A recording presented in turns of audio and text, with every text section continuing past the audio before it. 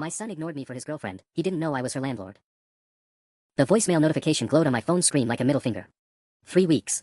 3 goddamn weeks since I'd heard my son's voice, and now suddenly he's calling me at 11:47 p.m. on a Tuesday. Hey Dad, it's Marcus. Look, I can't make it to Sunday dinner again.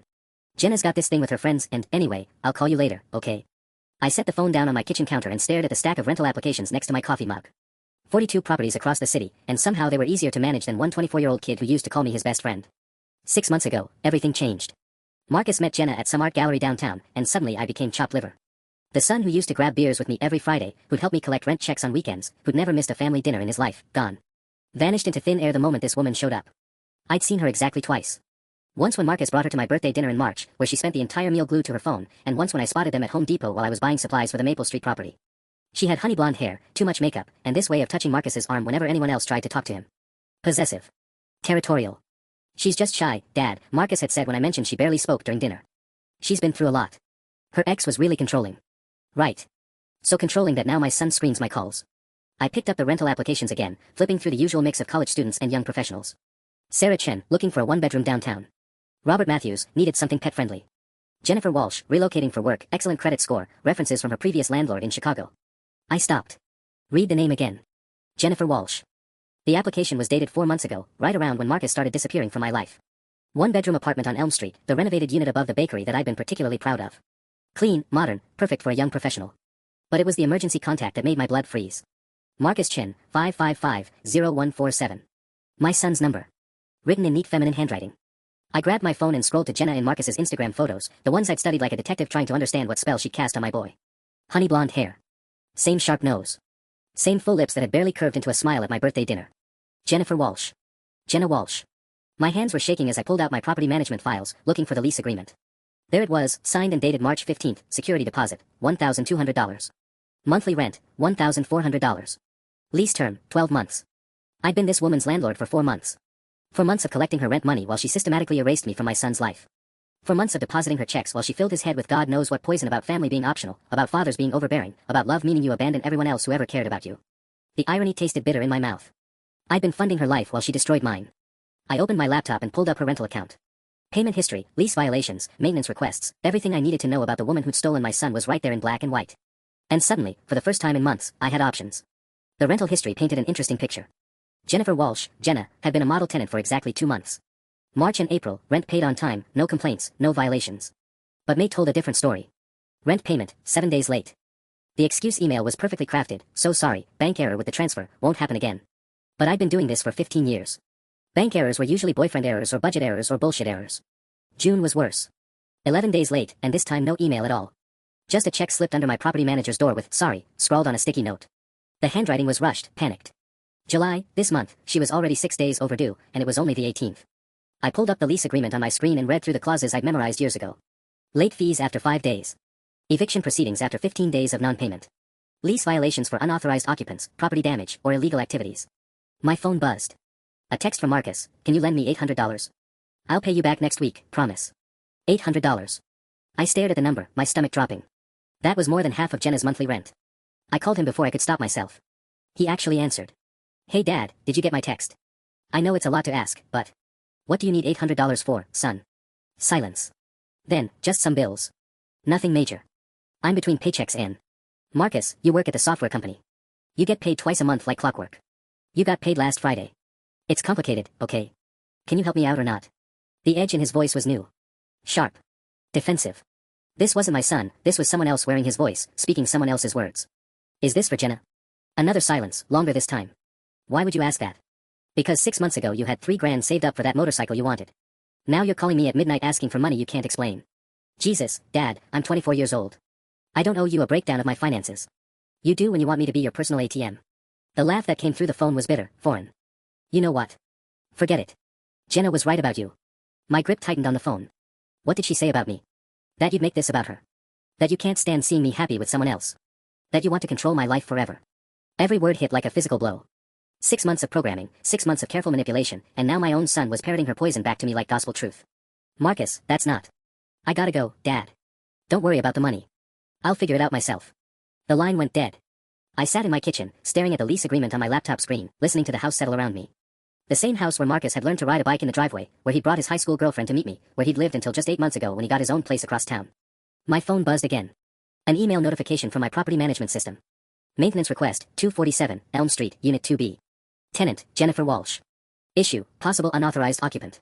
Neighbors reporting male voice, additional car in assigned space nightly for past month. Please investigate. I checked the timestamp. The complaint had been filed 3 hours ago by Mrs. Henderson in 2A. The same Mrs. Henderson who'd been my tenant for 6 years and never complained about anything unless it was serious. Unauthorized occupancy was a lease violation. A serious one. I opened a new browser tab and began typing up an inspection notice. The inspection notice sat on my kitchen table like a loaded gun.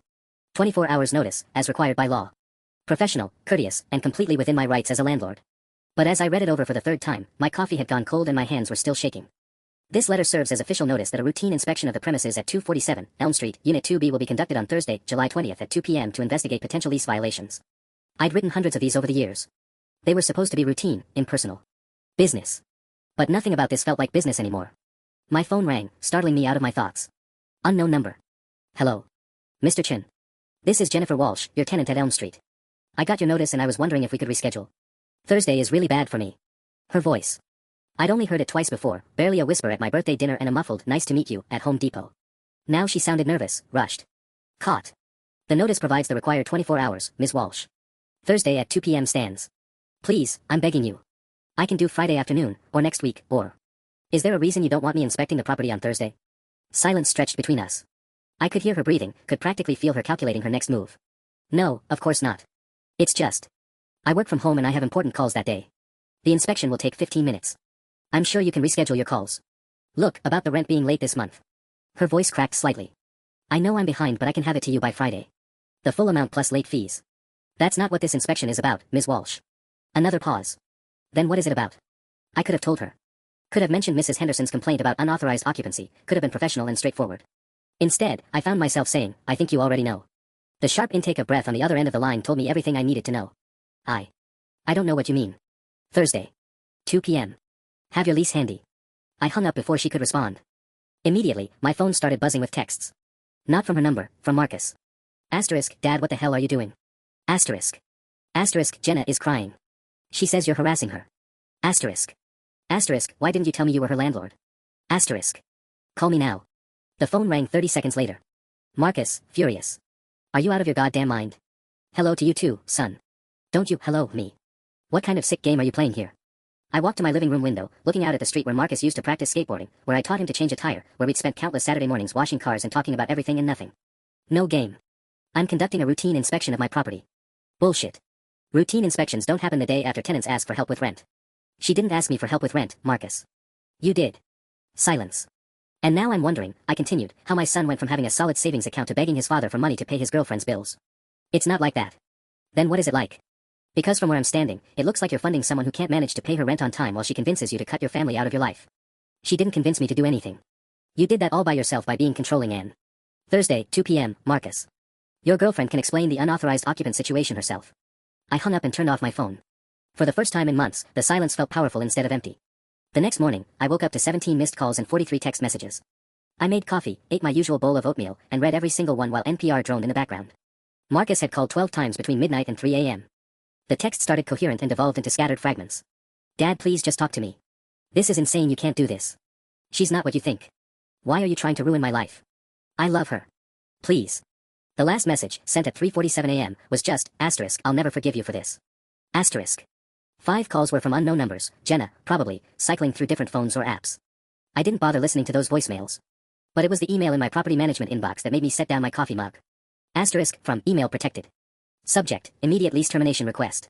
Mr. Chen, I am writing to request immediate termination of my lease at 247 Elm Street, Unit 2B. Due to unforeseen circumstances, I need to vacate the property within the next week. I understand there may be penalties involved and am prepared to forfeit my security deposit. Please let me know what additional fees will be required. Thank you, Jennifer Walsh, asterisk. Sent at 4:23 a.m. She was running. The woman who'd spent 6 months systematically isolating my son from his family was ready to bolt the moment she realized I held any power over her situation. I picked up my phone and called my property manager, Diana. Tom. You're up early. What's going on? I need you to respond to an email from the Elm Street tenant. Tell her that lease termination requires 30 days notice as per section 12.3 of the rental agreement, and that inspection scheduled for today proceeds as planned regardless of her termination request. Okay, but Tom, that's a little unusual. Most landlords would be happy to let problem tenants break lease early, especially if they're willing to forfeit the deposit. Diana had been managing my properties for 8 years. She knew I wasn't usually petty, wasn't the type to trap tenants who wanted out. Just send the email, Diana. Is everything okay? This tenant. Is this personal somehow? I stared out my kitchen window at the bird feeder Marcus had built in shop class his senior year, now empty and weathered. Send the email. I'll handle the inspection myself today. After I hung up, I drove to my office and pulled Jennifer Walsh's complete file. Not just the lease and payment history, but the application, references, employment verification, everything. Her previous landlord in Chicago had given her a glowing reference. Stable employment at a marketing firm, excellent credit score, no red flags whatsoever. The woman on paper was exactly the kind of tenant I wanted. But there was something in the employment verification that nagged at me. I called the marketing firm in Chicago, expecting to reach HR. I'm sorry, sir, but we don't have any record of a Jennifer Walsh in our employment history, the receptionist said after putting me on hold for 10 minutes. Are you sure about the company name? I read her the exact information from the application. Same company, same address, same supervisor name. We've never had a supervisor by that name either, sir. Is it possible your applicant made an error? An error. Right. I hung up and immediately called her previous landlord in Chicago. The number went to a disconnected line. Jennifer Walsh, it seemed, had built her entire rental application on lies. Fake job, fake references, fake rental history. And somehow, she'd passed every background check my screening service had run. Which meant she was either very good at this, or she'd done it before. My hands were trembling as I called Diana back. I need you to run an extended background check on Jennifer Walsh. Not just credit and criminal, I want employment verification, previous addresses going back 10 years, everything. Tom, what's really going on here? Just do it. And Diana? I want the results before 2 p.m. I had 3 hours before the inspection. 3 hours to find out exactly who my son had fallen in love with, and what she was running from. The bird feeder outside my office window was empty too. The extended background check results arrived at 1:15 p.m., 45 minutes before my scheduled inspection. Diana had outdone herself, 12 pages of detailed findings that painted a picture I wasn't prepared for. Jennifer Walsh wasn't just a liar. She was a professional. The woman currently living in my Elm Street property had used 4 different names across 3 states in the past 5 years. Jennifer Walsh in my city, Jenny Walters in Denver, Jessica Warren in Phoenix, and Julie Waters in Portland. Always similar enough that she probably answered to any of them without hesitation. The pattern was identical in every location, fake employment references, fabricated rental history, excellent fake credit reports. She'd stay somewhere between 6 months to a year, then vanish, usually owing thousands in back rent and property damage. In Phoenix, she'd cost her landlord $8,000 in unpaid rent and carpet replacement after bleach spills. In Denver, she'd sublet the apartment illegally to 3 other people while living elsewhere, pocketing their rent money until the real landlord discovered the arrangement. In Portland, she'd simply disappeared in the middle of the night, leaving behind a trashed apartment and a forwarded utility bill for $2,300. But it was the personal details that made my stomach churn. Every location had the same emergency contact pattern, a local man, different name each time, usually someone she'd been dating for less than 6 months. The background check had even pulled some police reports, domestic disturbance calls, harassment complaints filed by ex-boyfriend's family members, one restraining order that had been dropped when she skipped town. In Denver, she convinced her boyfriend Jake Morrison to empty his savings account for her sick mother's medical bills. The mother turned out to be fictional. Jake had filed a police report, but by then Jenny Walters had become Jessica Warren and moved to Phoenix. I printed out everything and sat in my truck outside 247 Elm Street, reading through it again. Marcus's truck was parked in visitor parking. He was there, probably coaching her through the inspection, probably convinced I was the villain in this story.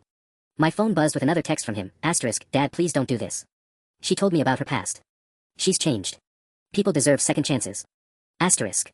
Second chances. My son had no idea he was her 4th chance, maybe her 10th. No idea that everything she told him about her, controlling ex, was probably true, except she'd been the one doing the controlling. At exactly 2 p.m., I knocked on apartment 2B. Marcus opened the door, his face tight with anger and something else, desperation. Behind him, I could see Jenna sitting on the couch, tissues in her hands, playing the victim perfectly. Dad, before you start, I need you to know that Jenna and I are engaged. The words hit me like a physical blow.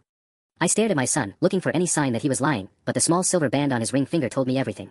When? Last night. After this whole inspection thing started. Marcus's jaw was set in that stubborn way that reminded me of his mother. She said yes despite everything you're putting her through. Jenna looked up from the couch, her eyes red and watery. Mr. Chen, I know we got off to a bad start, but I love your son. I want us to be a family. I pulled out the folder Diana had prepared and set it on their coffee table. Before we talk about family, I said, opening to the first page, why don't you tell Marcus about Jake Morrison in Denver? Or the $8,000 you owe in Phoenix? Or maybe explain why your mother's medical emergency moves from state to state with you.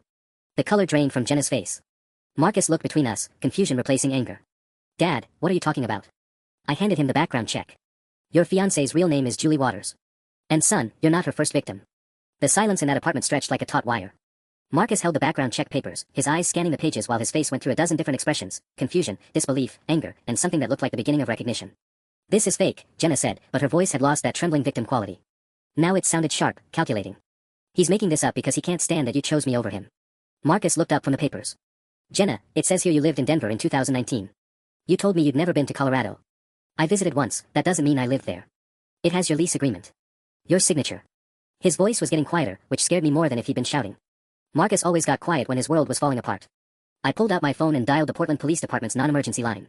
Yes, I need to verify a case file number for a Julie Waters harassment complaint filed in August 2020. I read them the case number from the background check while Jenna's face went white. Yes, sir, we have that file, the voice on speaker confirmed. Complainant was Michael Torres. Ms. Waters had been dating his son and allegedly threatened family members when they tried to intervene in the relationship. Case was closed when the subject left jurisdiction. I hung up. Marcus was staring at Jenna like he'd never seen her before. Michael Torres, he said slowly. You told me your ex-boyfriend's name was Mike. You said his family was racist and tried to break you up. Marcus, I can explain. You said his dad threatened you. That's why you were scared of meeting my family. His voice was barely above a whisper.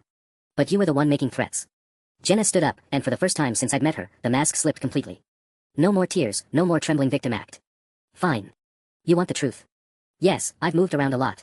Yes, I've had to change my name because of stalker ex-boyfriends and their psycho families who can't mind their own business. Just like this situation.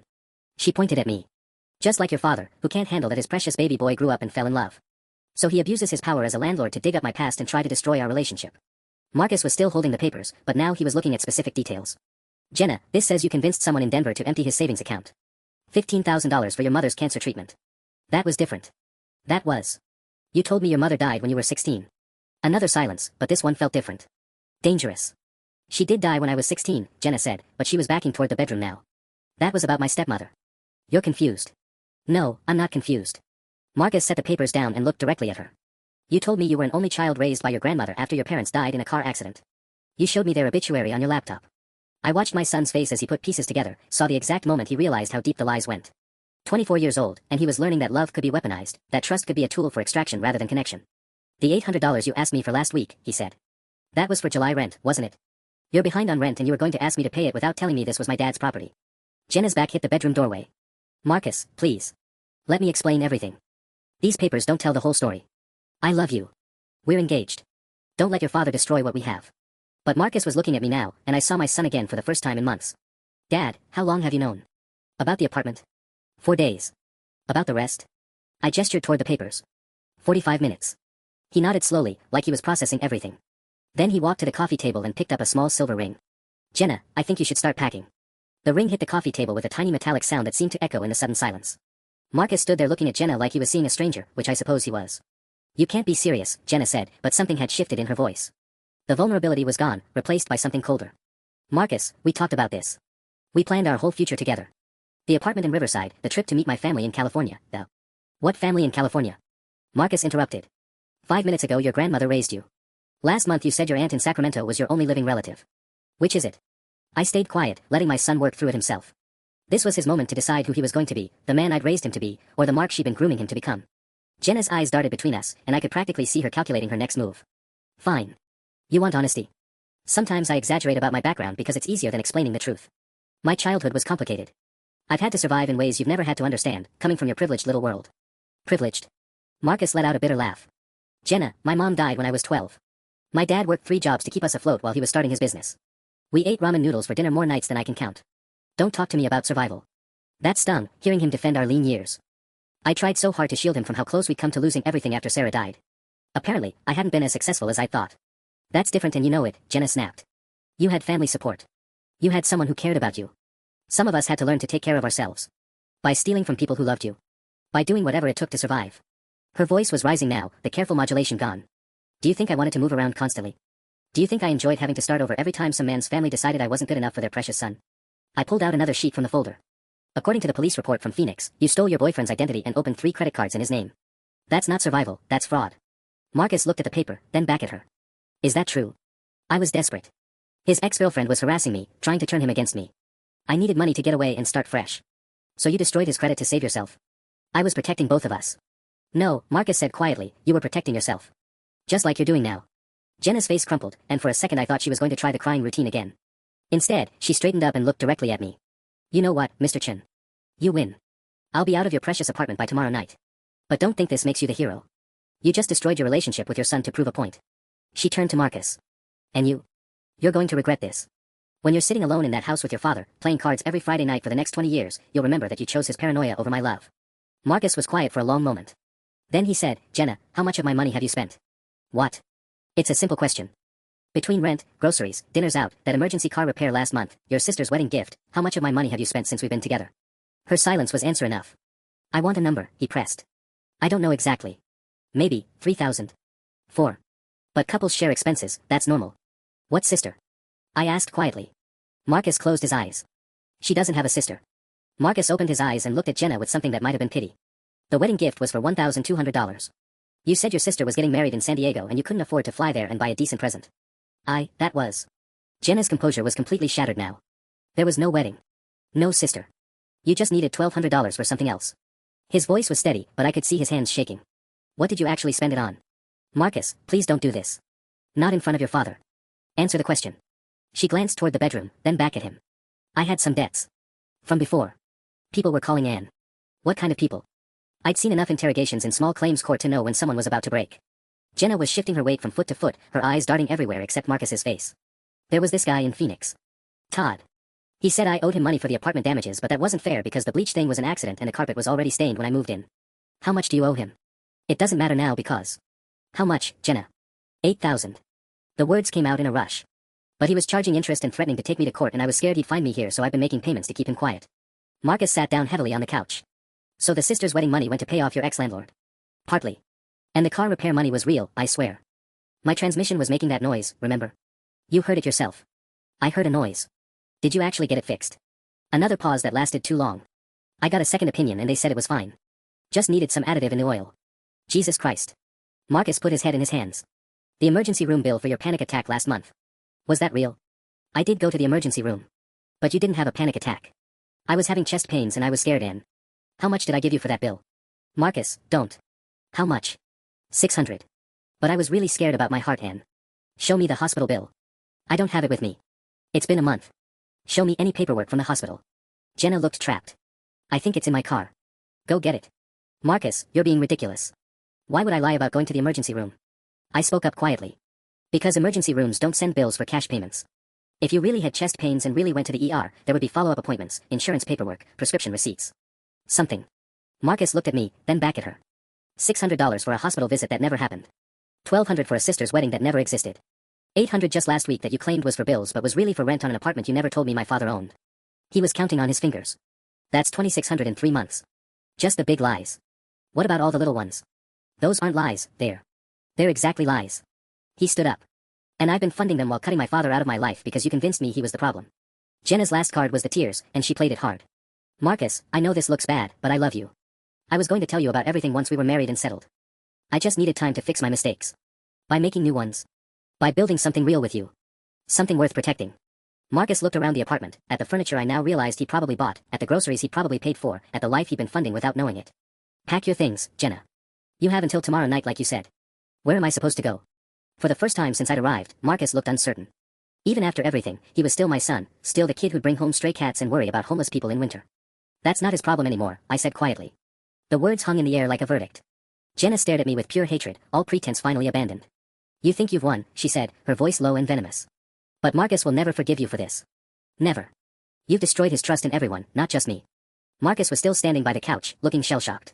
Dad, can you give us a few minutes alone? Please. Every instinct I had screamed against leaving them alone together. I'd seen how persuasive she could be, how she could twist situations to her advantage. But the look in my son's eyes told me this was important to him. 5 minutes, I said. I'll be in the hallway. I stepped outside and immediately heard Jenna's voice change, becoming soft and pleading again. The walls were thin enough that I caught fragments. No, I made mistakes, but we can fix this. Father is manipulative, can't you see what he's doing? Planned our whole life together, the house we looked at. Marcus's responses were quieter, harder to make out. But I heard enough to know he wasn't buying it anymore. My phone buzzed with a call from Diana. Tom.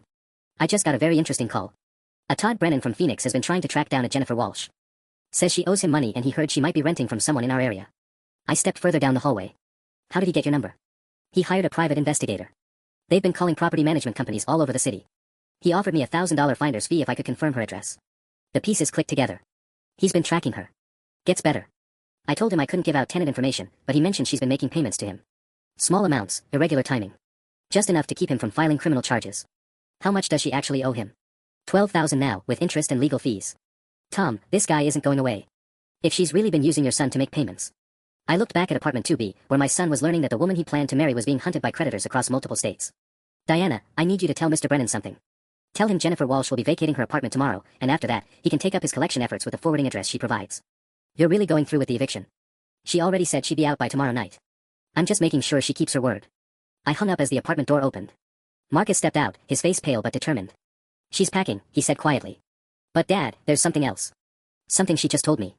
What now? She's pregnant. The hallway seemed to tilt. What? She says she's 6 weeks pregnant. That's why she was desperate for money, why she didn't want you to inspect the apartment. She was afraid if I found out she was behind on rent, I'd realize she couldn't support a baby. I stared at my son, seeing him age in real time. Marcus, given everything else she's lied about. I know. I told her I want to see a doctor's note. Official test results. Everything. He ran his hands through his hair. But Dad, if it's true, if there's really a baby, then we'll deal with it. But son, you can't make decisions based on what might be another manipulation. From inside the apartment came the sound of drawers slamming, things being thrown into bags. Jenna was either packing in a fury or making it sound like she was. There's more, Marcus said. She told me about Phoenix. Her version. She says Todd Brennan was her boyfriend, that he became abusive when she tried to leave him, that the property damage happened during a fight where he threw her into the bathroom wall. And you believe that? I don't know what to believe anymore. His voice cracked. Dad, what if some of what she's saying is true? What if she really was running from an abusive situation and just handled it badly? I thought about the background check, the pattern across 4 states, the carefully constructed lies. Son, even if parts of her story are true, look at her pattern. She doesn't just run from bad situations, she creates them. But a baby changes everything. Only if there really is one. And only if it's yours. Marcus's face went white. Jesus. I never even thought, she could be lying about that too, couldn't she? Before I could answer, Jenna appeared in the doorway with 2 suitcases and a desperate expression. Marcus, I need to tell your father something. She looked directly at me. I lied about being pregnant. I thought it would make him stay, make you both realize I'm not the villain here. I'm just scared and alone and I made a stupid mistake. Marcus closed his eyes and leaned against the wall. But everything else I told you about Todd is true, she continued. He's dangerous, and if he finds me. My phone chose that moment to ring. Unknown number from Phoenix area code. I answered it on speaker. Is this Tom Chen? This is Todd Brennan. I believe you're harboring a fugitive. The voice on speakerphone was gravelly, tired, with the kind of edge that came from months of frustration. Mr. Chen, I've been trying to track down Jennifer Walsh for 8 months. My PI says she's renting from you. I watched Jenna's face go chalk white as Todd Brennan's voice filled the hallway. Marcus straightened up, suddenly alert. Mr. Brennan, I can't discuss tenant information over the phone. I'm not asking you to violate privacy laws. I'm telling you that woman has committed fraud in multiple states and she's probably doing it to someone in your city right now. Someone who cares about her and doesn't know what she really is. Marcus stepped closer to my phone. What kind of fraud? Who is this? I looked at my son, saw him make a decision in real time. This is Marcus Chen. Jennifer Walsh was my fiancée. The laugh that came through the phone was bitter. Fiancée. Jesus, kid, how long did you know her before you proposed? 6 months. Sounds about right. That's her timeline. 6 months to get you hooked, then start the extraction. Let me guess, emergency expenses, family crises, medical bills. Marcus's jaw tightened. How did you know? Because I lived it. Jennifer Walsh, except when I knew her, she was Jessica Warren, cost me everything. My apartment, my savings, my credit, and nearly my sanity. Jenna was backing toward the stairwell, but I moved to block her path. She wasn't running from this conversation. Mr. Brennan, I said, what exactly did she take from you? $15,000 in cash for her mother's cancer treatment, the mother who died when she was 16, which is interesting since she also died in a car accident when Jessica was 12, depending on which story you heard. Another $8,000 in property damage when she decided to accidentally bleach my carpets the night before she disappeared. The property damage, Marcus said slowly. She told me you were abusive. That you threw her into a wall. I never laid a hand on that woman. The wall damage happened when she put her fist through the drywall during a screaming fit about her ex-boyfriend supposedly stalking her. Turned out later there was no ex-boyfriend. Just another lie to explain why she needed to move in with me so fast. I pulled out the background check papers. Mr. Brennan, we have documentation here of similar patterns in Denver and Portland. How many victims do you think there are? My PI says at least 6 that we can prove. Probably more. His voice hardened. Mr. Chen, is there someone in your family she's targeting? Because if there is, you need to know, she's not just after money. She's after complete control. Isolation from family, dependency, psychological manipulation. By the time you realize what's happening, she owns your entire life. Marcus was staring at Jenna, who looked like a cornered animal. She convinced me my father was controlling. That he couldn't handle me being happy. Classic move. Turn you against your support system so you only have her. Makes you easier to manipulate and less likely to have someone who'll call out her lies. Mr. Brennan, I said, Jennifer just told us she's moving out tomorrow. If you want to serve her with legal papers, now would be the time. Already ahead of you. My attorney filed criminal fraud charges in Arizona last month. There's a warrant out for her arrest under the name Jessica Warren. If she's using Jennifer Walsh now, she's in violation of her bail conditions from the Portland case. Jenna finally spoke, her voice shaky. Todd, please. You know I was trying to pay you back. I've sent you almost $3,000. $3,000 of whose money, Jessica? Because I'm betting it wasn't yours. Marcus's face went gray. The $800 I gave you last week. You said it was for bills. Some of it was for Todd, yes, but... Jesus Christ. Marcus looked at me. Dad, I've been helping her make payments to her victim. Todd's voice came through the speaker again. Kid, whatever she's taken from you, document everything. Bank transfers, cash withdrawals, receipts. My attorney says we can probably get you classified as a victim too, which might help with recovery. How much did you recover? Marcus asked. Nothing yet. But every new victim strengthens the case. And son, get yourself tested for STDs. That's not me being cruel, Jessica had some health issues she wasn't honest about. The hallway fell silent except for the sound of Jenna crying. But these weren't the calculated tears she'd used before. These sounded desperate, real. Marcus, please, she whispered. I know I've made mistakes, but I do love you. That part was never a lie. My son looked at her for a long moment. Then he pulled out his phone and started recording. Jennifer Walsh, Jessica Warren, whoever you are, I want you to admit, on camera, exactly how much of my money you've taken and what you spent it on. All of it. The tears stopped immediately. The silence stretched between us like a chasm. Jenna stared at Marcus's phone, the little red recording dot reflecting in her eyes like a warning light. Turn that off, she said quietly. Answer the question first. Marcus's voice was steady now, resolved. How much of my money have you taken, and what did you really spend it on? She glanced toward the stairwell, calculating distances. I stepped closer to block her escape route completely. This isn't legal, she said. You can't record me without my consent. Actually, Todd's voice crackled through my phone speaker. In most states, only one party needs to consent to recording. Kid, you're doing the right thing. Jenna's mask slipped completely then. The vulnerable, frightened woman disappeared, replaced by something cold and sharp. Fine. You want the truth. Your precious son gave me about $6,000 over 6 months. Rent money, emergency expenses, that stupid engagement ring he insisted on buying. All of it went where it needed to go. Which was where, exactly? Marcus kept the phone steady. Survival. Todd's payments, moving expenses, debt consolidation, a few personal things I needed. She shrugged like it was nothing. Relationships require financial partnership, Marcus. I thought you understood that. What about the hospital bill? Your sister's wedding. Creative financing. You had money sitting in your savings account doing nothing while I was drowning in debt from my past. I was going to pay you back once I got stable. Todd's voice cut through the speaker again. That's exactly what she told me. Just until I get stable. It's her favorite line. How were you planning to pay him back? I asked. You don't have a job. Your employment history is entirely fabricated. Jenna's eyes flicked between Marcus and me. I was working on some opportunities. Online marketing, freelance consulting. The income was irregular, that's why I needed help with rent. Marcus lowered his phone slightly. Jenna, I helped you set up that LinkedIn profile. You told me you were between jobs because of a hostile work environment. But there was no previous job, was there? There were jobs. They just didn't work out long term. Because you got fired. Or because you left town ahead of fraud charges. She straightened up, and for a moment I saw a flash of who she really was underneath all the personas. You know what, Marcus? You're right. I ran. I've been running for 2 years because I made some mistakes, and instead of getting help, everyone just wants to punish me forever. Stealing isn't a mistake, I said. It's a choice. A pattern of choices. Easy to say when you've never been desperate. When you've never had to choose between eating and paying rent. When Daddy's rental empire means you never have to worry about anything. Marcus held up his hand. Stop. Don't make this about our family's finances. You lied to me about everything, your name, your job, your family, your past. You isolated me from my father and convinced me he was the problem while you were stealing from both of us. I never stole from your father. You've been living in his apartment under a false identity while owing thousands to previous landlords. That's fraud. Todd's voice interrupted again. Mr. Chen, I've got my attorney on another line. He says if she's violated lease terms under false pretenses, you can file charges too. It strengthens our case considerably. Jenna's composure finally cracked completely. This is insane. You're all acting like I'm some master criminal. I'm just a woman who made some bad financial decisions while trying to escape abusive relationships. Which relationships? Marcus asked. Because according to this background check, you've claimed abuse from boyfriends in 4 different states. Either you have the worst luck in history, or you're lying. I'm not lying about the abuse. Maybe not.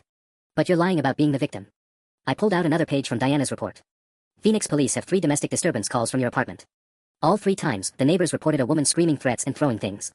Todd here was the one who called for help. Todd confirmed through the speaker. She threw a coffee pot at my head because I asked to see receipts for her mother's medical bills. When I ducked, it went through the bathroom wall. That's what she's calling me, throwing her into walls. Marcus was staring at Jenna like he'd never seen her before. The night you moved in with me, you said your ex had destroyed your apartment in a rage. But you destroyed Todd's apartment, didn't you? It was self-defense. Against questions about receipts. She opened her mouth to respond, then seemed to realize she was only digging deeper. I want a lawyer. Good idea, I said. You're going to need one. Diana called while we were talking. There's a warrant for your arrest in Arizona under the name Jessica Warren. The Portland case is still open too. Jenna went very still. What does that mean? Todd answered, it means, Jessica, your running days just ended. Within 20 minutes, my apartment hallway had turned into a crime scene without the tape. 2 patrol officers, Detective Morrison from downtown, and Todd Brennan on speakerphone coordinating with his Phoenix attorney. Jenna sat on my property's front steps in handcuffs, no longer crying, no longer pleading. Just staring at the street with dead eyes while Detective Morrison read her rights for the 3rd time. Mr. Chen, Officer Rodriguez said, flipping through his notepad, we're going to need a complete timeline of your interactions with the suspect. When you discovered her identity, what evidence you collected, any threats she may have made. I handed him the background check folder. Everything's documented here. My property manager Diana can verify the lease fraud, and my son has bank records of the financial theft. Marcus stood next to me, still holding his phone with the recording. He looked like he'd aged 5 years in the past hour. Officer, what happens now? I mean, legally. Depends on what the DA decides to charge her with. Identity fraud, theft by deception, violation of bail conditions from Portland. Could be looking at serious time if all the jurisdictions decide to prosecute. Todd's voice crackled through my phone again, Detective Morrison. Todd Brennan from Phoenix. My attorney wants to know about extradition timeline. Detective Morrison took my phone. Mr. Brennan, we'll coordinate with Phoenix PD, but she'll need to answer for local charges first.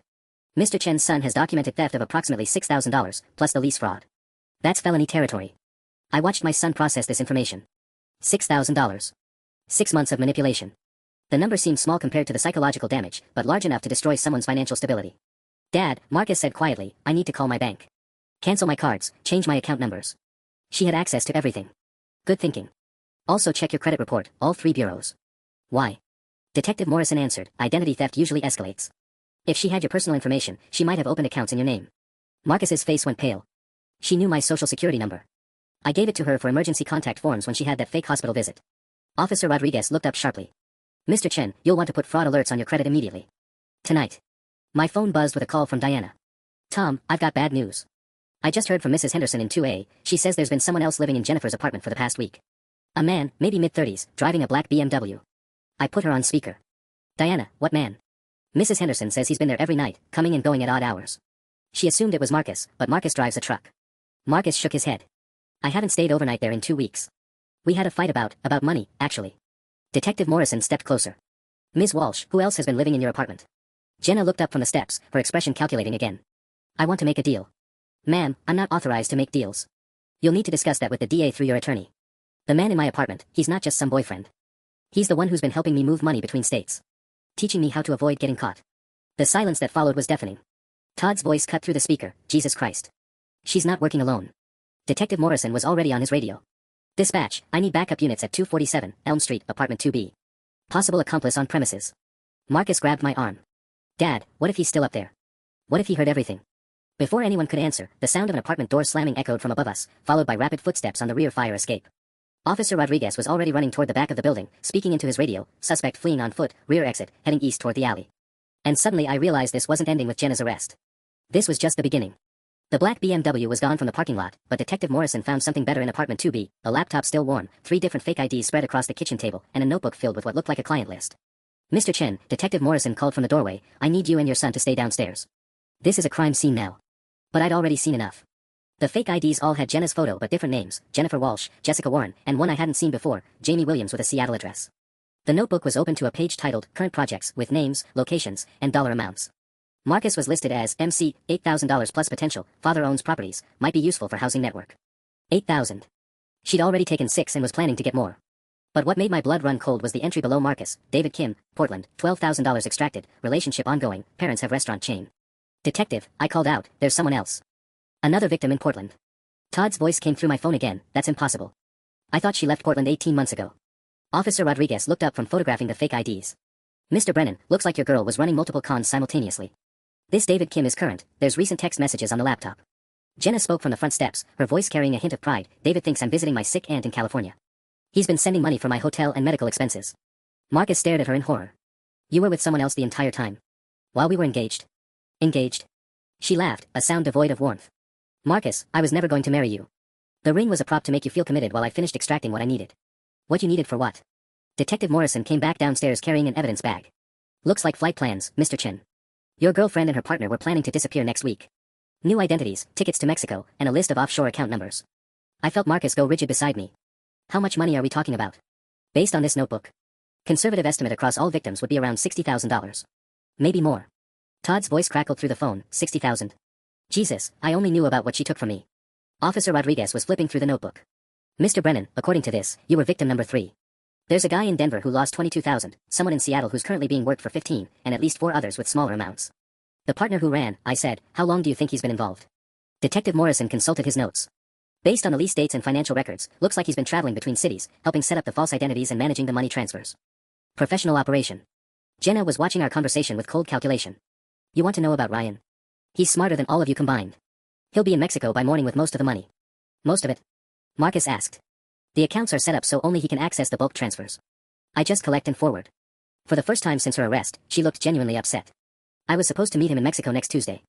The realization hit me like a truck. She's a victim too. This Ryan person was using her just like she was using Marcus. Detective Morrison nodded grimly. Classic pyramid scheme. She thinks she's the mastermind, but she's just another mark. Marcus looked between Jenna and the detective. So she was stealing from me to send money to someone who was planning to abandon her anyway. Looks that way. My son sat down heavily on the apartment building's front steps, his head in his hands. Dad, I don't even know who I am anymore. How did I not see any of this? Before I could answer, Officer Rodriguez's radio crackled. Unit 23, we've got eyes on the suspect vehicle. Black BMW, license plate matches, heading south on Interstate 5. Detective Morrison grabbed his radio. Do not engage until backup arrives. Suspect should be considered dangerous and flight risk. Jenna's head snapped up. You caught Ryan? Not yet, but we will. She was quiet for a moment, then looked directly at Marcus.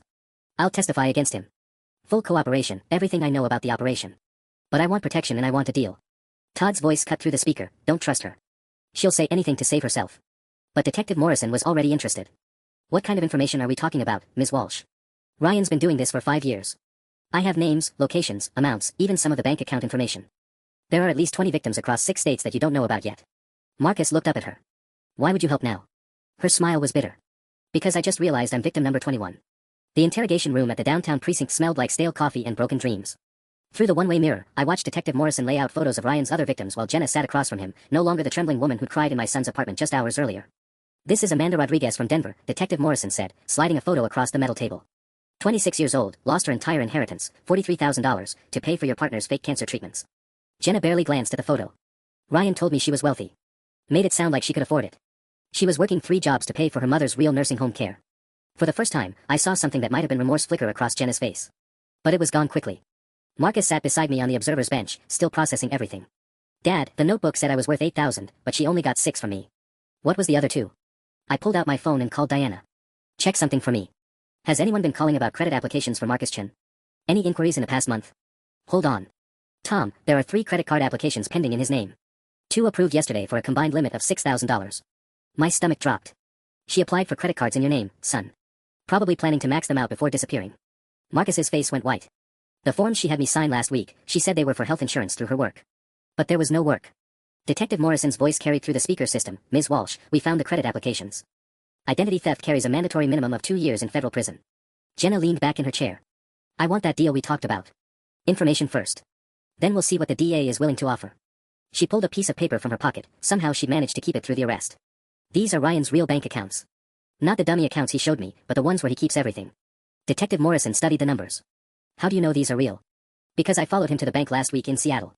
He thought I was shopping, but I saw him access a safety deposit box. These account numbers were on the papers inside. You were planning to rob your partner? Jenna's smile was sharp as a blade. I was planning to survive.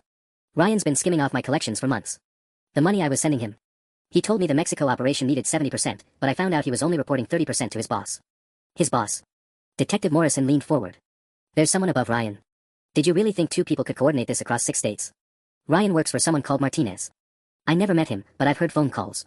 Mexican accent, talks about territory management and client quotas. Marcus gripped my arm. Dad, this is bigger than just Jenna and Ryan. Through the speaker, we heard Detective Morrison's radio crackle. Detective, this is Unit 23. Suspect vehicle located abandoned near the Canadian border. No sign of the driver, but we found something interesting in the trunk. What kind of interesting? Cash. Lots of it. Also a laptop with what looks like financial records for dozens of victims. Jenna sat up straighter. How much cash? Preliminary count shows about 15,000. Her face crumpled. That bastard. He told me the Mexico fund had 200,000 in it. Detective Morrison set down his pen.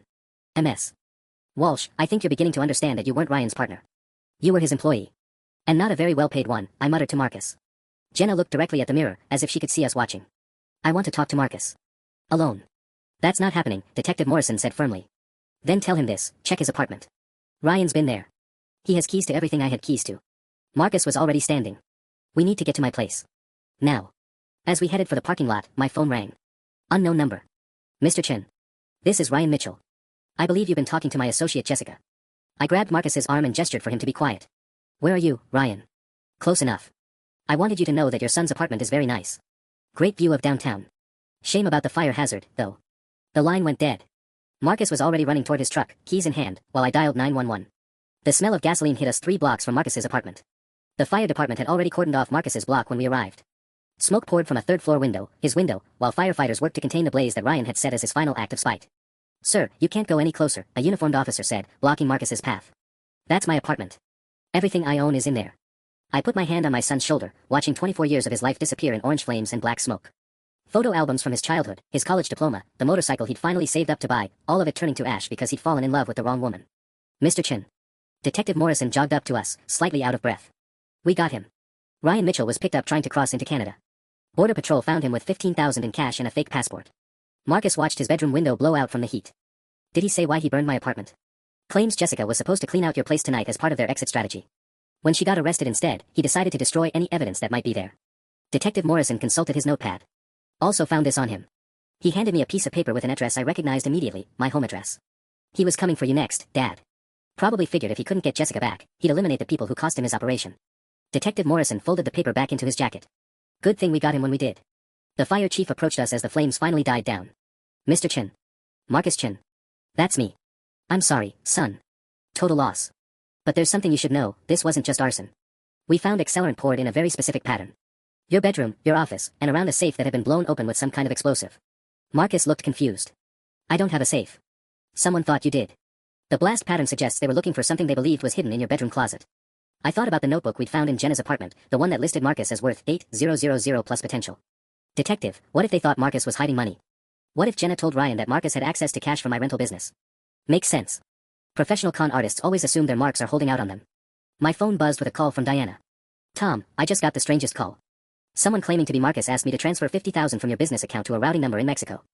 I told him I'd need written authorization from you, and he hung up." "When was this?" "About an hour ago, right around the time that apartment caught fire." Detective Morrison was listening to our conversation. "Mr. Chen, Ryan was definitely trying to hit your family for more money before he ran. The apartment fire was probably plan B when the bank transfer failed." Marcus stood there watching the last of the smoke clear from his destroyed home, everything he owned reduced to what he had in his pockets. Then he started laughing. "What's so funny?" I asked. 6 months ago, I thought I was protecting Jenna from my controlling father. Turns out, I needed my father to protect me from her." He looked at me with something I hadn't seen in months, respect, gratitude, maybe even love. "Dad, I'm sorry. For all of it. For not believing you, for cutting you out, for being such an idiot." I pulled my son into a hug while the fire trucks packed up their equipment. "You weren't an idiot, Marcus. You were in love. There's a difference." "Is there, though?" "Yeah. Love learns from its mistakes." 3 months later, Marcus moved back into his old room while apartment hunting. We had dinner together every Sunday again, and he helped me collect rent checks on weekends. Jenna pled guilty to federal fraud charges and got 6 years. Ryan got 12. And sometimes, when we're reviewing tenant applications together, Marcus will point to a name and say, "Dad, what does your gut tell you about this one?" I listen to him now. Because the boy who learned to spot a con artist the hard way became a man worth trusting.